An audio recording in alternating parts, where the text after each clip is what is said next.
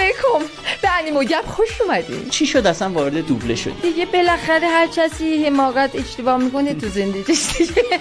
فکر کردم باید صداهاشون رو در بیارم. صدای شمعو چطوری میتونی در بیاری؟ نه پروانه الان فعلا نخواهش میکنم. آب شدم ریختم روزا خاک بر سرت میگم اینجا نشین. رد شدم یه دونه تنه زدم چسبید به بخاری.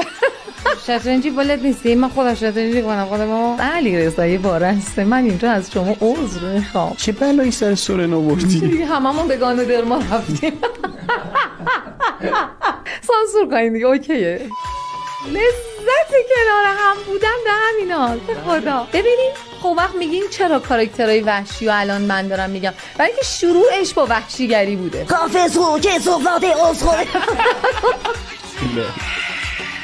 همه نرو مارم میدونی عاشق چشماتم. نرو مارم نرو معلومه. نرو مریم میدونی عاشق گفت نه بابا تو اونو گفتی چون واقعا عدوشتر بگو یه دیالوگتو بگو ببینم.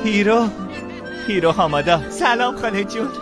قربون این زانش توی خالش برم من زندگیمو باختم آجی قام. من از حبس میترسونی؟ برای خدا بترس. اسمم فاده بهم میگم فاد شاخ. عمرم به حرف نمیم خرگوشه. هیچ رقمم نمیتونی منو مجبور کنی. سلام کلوی. ببینم تو میدونی که آدم ها روزا کجا هم میرن؟ اسمم مکسه و خوششانس ترین سگ نیویورک. پدیدار شو از تاریکی ای سیاه تر از تاریکی. پدیدار شو از تاریکی ای سیاه تر از تاریکی. آنچه ناپاک است را تطهیر کن. اصلا عشق منه. سورپرایز.